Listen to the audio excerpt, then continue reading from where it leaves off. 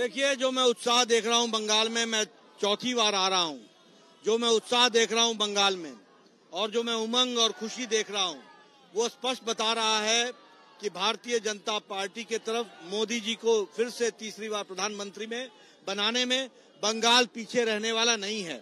वह स्पष्ट रूप से भारतीय जनता पार्टी को एक तरफा फैसला दे रहा है और हम 30+ भारतीय जनता पार्टी की सीटें आ रही हैं। ओबीसी को लेकर वो बोल रहे कि हम लोग कोर्ट में जाएंगे, जिस तरह से एक बड़ा फैसला लिया गया है। ऐसा है, ममता जी को न संविधान पे विश्वास है, न नियम पे विश्वास है, न कानून पे विश्वास है। वह चाहती हैं कि तुष्टीकरण से इस देश का बंटवारा हो जाए, लेकिन उनकी कुर्सी नहीं जानी चाहिए। वो इस देश को मुसीबत में डाल करके अपनी कुर्सी बचाना चाहती हैं। वो बांग्लादेश से आए हुए घुसपैठियों को पोषण कर रही हैं, उनका राशन कार्ड बना रही हैं, बंगाल की डेमोग्राफी बदल रही है। ऐसे में ये लोग इसी तरीके से धर्म के आधार पर रिजर्वेशन चाहते हैं, जो संविधान में कतई नहीं हो सकता, कानून में नहीं हो सकता है। और ऐसी बात कहने का मतलब ये है कि वो एक तरीके से सिर्फ अपनी गद्दी को बचाने के लिए देश को मुसीबत में डाल रही है। कैंडिडेट के ऊपर हमला होता है, झारखंड में देखा गया संतरास जिस तरह से बंगाल में है, sir law and order situation है, क्या कहना चाहिए? मैं यही कहना चाहता हूं कि लॉ एंड ऑर्डर सिचुएशन नहीं, लॉ एंड ऑर्डर है ही नहीं, ये तो संतरास ही संतरास है। और जिस तरीके से ममता जी ने, अब ये शाहजहां शेख का केस है, तो शाहजहां शेख का केस, अगर आप संदेश खाली का, तो आप देखिए उसमें क्या है।